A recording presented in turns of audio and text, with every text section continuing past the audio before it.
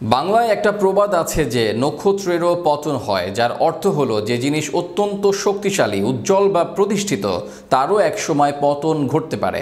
বাংলাদেশের ক্রিকেটীয় প্রেক্ষাপটে সাকিব আল হাসান তেমনই উজ্জ্বল শক্তিশালী একজন। তবে 17 বছরে এবারই প্রথম সেন্ট্রাল কন্ট্রাক্ট থেকে বাদ পড়লেন তিনি। হয়তো এখানেই শেষ লাল সবুজের জার্সিতে মাঠ মাতানো। বাংলাদেশের ক্রিকেটকে অনন্য উচ্চতায় নিয়ে যাওয়ার জন্য একটা ধন্যবাদ তো ডিজার্ভ করতেই পারেন মিস্টার 75। বিস্তারিত থাকছে প্রতিবেদনে।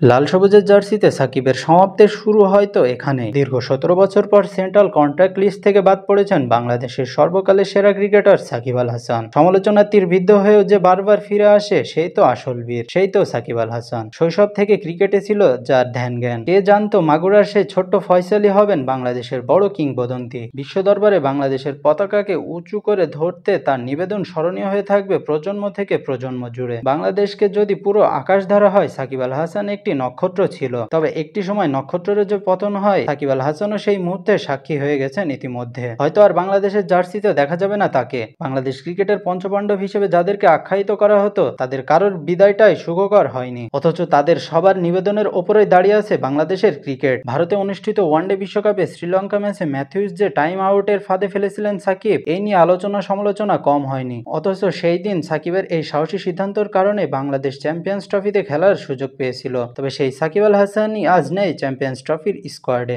বাংলাদেশের প্রেক্ষাপট বিবেচনায় সাকিব আল হাসান একটা উদাহরণ হয়ে থাকবে সম্ভবত আগামী প্রজন্মের কাছে। ইচ্ছে ছিল চ্যাম্পিয়ন্স ট্রফি দিয়ে আন্তর্জাতিক ক্রিকেটকে বিদায় বলার, না তবে শেষটা রাঙিয়ে রাখা হলো না। হয়তো একরাশ মন খারাপ সাকিবকে গ্রাস করতেই পারে, কারণ তিনিও তো মানুষ। সবকিছু ছাপিয়ে বাংলাদেশি ভক্ত সমর্থকদের সাকিব আল হাসানের প্রতি একটাই চাওয়া থাকবে, যেখানেই থাকুক ভালো থাকুক শৈশবের হিরো। যতদিন ঘরোয়া ক্রিকেট খেলবে ততদিন পারফরমেন্স করে যাক। হয়তো তিনিও মিস করবেন লাল সবুজের জার্সি গায়ে মাঠ মাথানোকে, পরিচিত সেই সেলিব্রেশনকে। তবে বাংলাদেশের ক্রিকেটকে বিশ্ব দরবারে অনন্য উচ্চতায় নিয়ে যাওয়ার জন্য একটা ধন্যবাদ তো ডিজার্ভ করতেই পারেন মিস্টার 75। ধন্যবাদ সাকিব আল হাসান।